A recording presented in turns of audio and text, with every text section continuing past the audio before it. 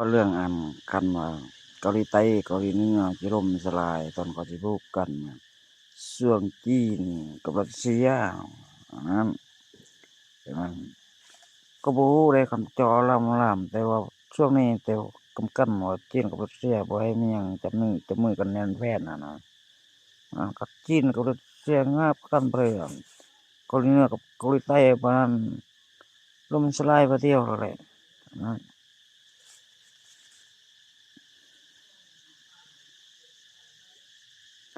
ญี่ปุ่นก็อาจจะมีปัญหาย้อนเคียงข้างนำ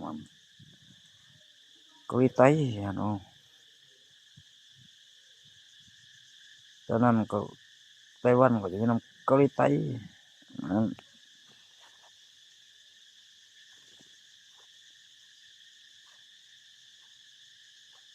รัสเซียเนี่ยดีก็สิมีนำจีนเด้นำเกาหลีเหนือ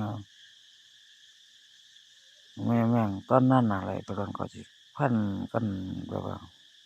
ผู้ใดอยู่ข้างผู้ใดอยู่ข้างผู้ใดเนาะลาวเขาก็ยังสิมีตอนนั้น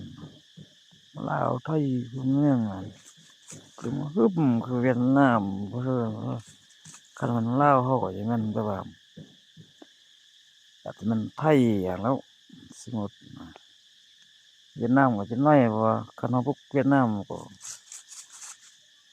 บ่ชนะอยู่ดีคันแม่นลาวบ่ชนะ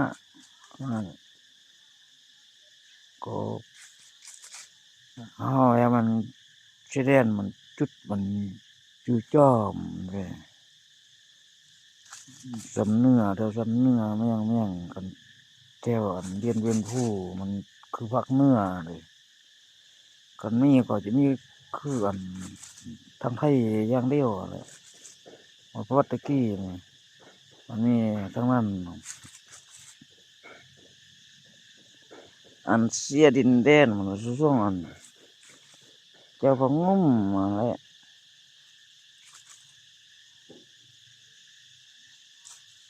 เจ้าพงุ่ม